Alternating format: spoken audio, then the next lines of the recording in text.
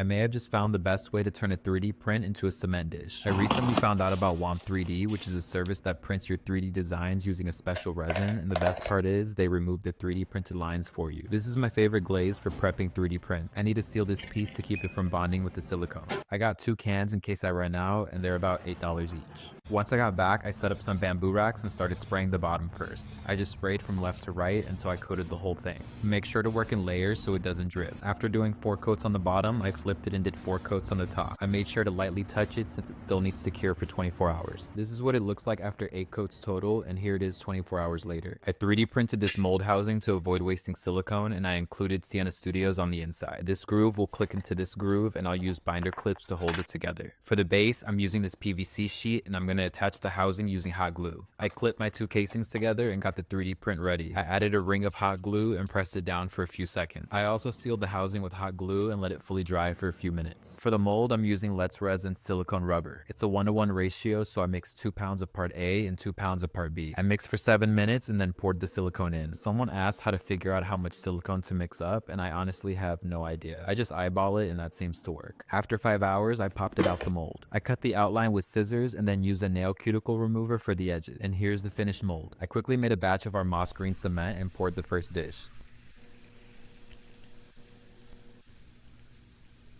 After 3 days of drying, I sealed it up using our acrylic sealer. I dipped it in for a few seconds, poured off the sealer, and wiped off the excess. I love how this piece turned out, so I made it in white, blue, and orange.